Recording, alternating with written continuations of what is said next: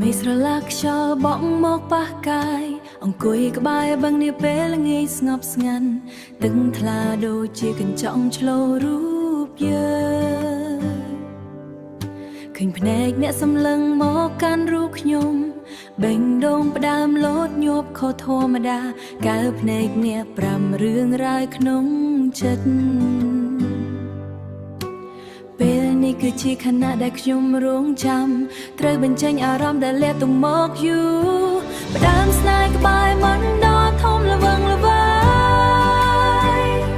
ស្រ័យប្រាប់មេឃថាខ្ញុំមានអ្នកហើយស្នេហ៍យ៉ាងថ្លាដូចជាផ្ទៃទឹកបឹងថ្លាដូចទឹកបឹងមិនបារម្ភមិនខ្លាចអ្វីទាំងអស់ស្រឡាញ់អ្នករកទឹកបក់បោកប៉ះមាត់ច្រាំងដូចចិត្តខ្ញុំដែលផ្ញើលើអ្នកម្នាក់គ្មានអ្វីអាចមកបំបែកយើងបានព្រោះយើងមានគ្នាជានិច្ចតទៅបេងដូងផ្ដើមលោតញាប់ខុសធម្មតាកើភ្នែកអ្នកប្រាំរឿងរ៉ាវក្នុងចិត្តពេលនេះគឺជាខណៈដែលខ្ញុំរងចាំ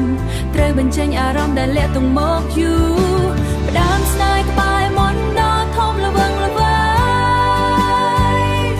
ស្រ័យប្រាប់មេឃថាខ្ញុំមានអ្នកហើយស្នេហ៍យ៉ាងថ្លាដូចជាផ្ទៃទឹកបឹងថ្លាដូចទឹកបឹងមិនបារម្ភមិនខ្លាចអ្វីទាំងអស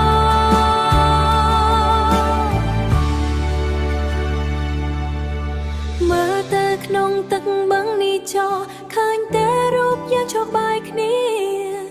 នេះគឺជាការពិតមិនមែនការលេងសើចស្នេហាដំបងបំផុតនៃជីវិតផ្ដើមស្នេហ៍ក្បែរមុនដល់ធំល្វឹងល្វើយស្រ័យប្រាប់មេឃថាខ្ញុំមានអ្នកហើយស្នេហ៍យ៉ាងថ្លាដូចជាផ្ទៃទឹកបឹងថ្លាដូចទឹកបឹងមិនបារម្ភមិនខ្លាចអ្វីទាំងអស់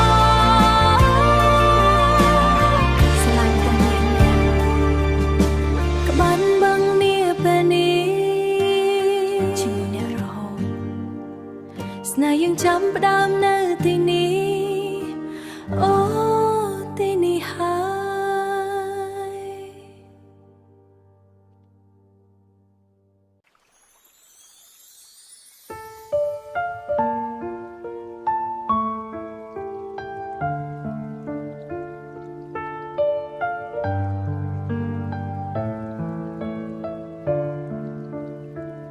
ងាកនៅបឹងស្នោខ្យល់ប៉ះចិត្តខ្ញុំស្រមោអ្នកនៅក្នុងទឹកភ្លឺស្រទន់ជំហានពីរអ្នកធ្លាប់ដើរចិត្តគ្នាថ្ងៃនេះនៅសល់តែការចងចាំពេលវេលាឆ្លងក៏មិនអាចលុបបានអនុស្សាវរីយ៍ដែលនៅក្នុងចិត្ត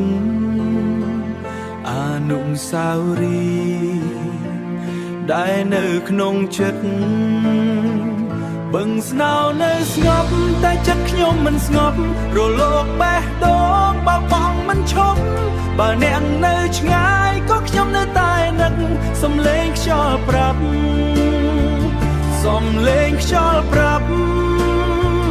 ថាខ្ញុំនៅស្រឡាញ់ថានៅស្រឡាញ់ថាខ្ញុំនៅស្រឡាញ់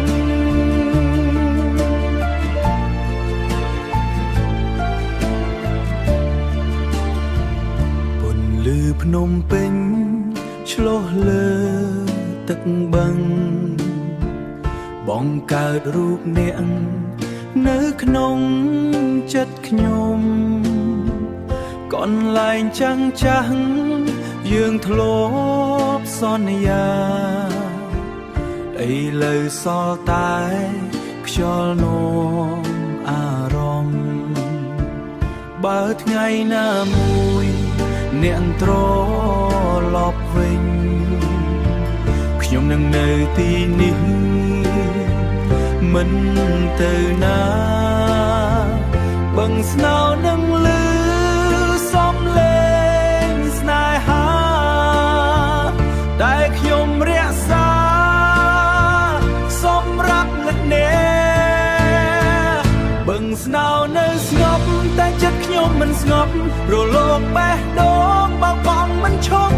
បើអ្នកនៅឆ្ងាយក៏ខ្ញុំនៅតែនឹកសំលេងខ្យល់ប្រាប់ថាខ្ញុំនៅស្រឡាញ់នៅស្រ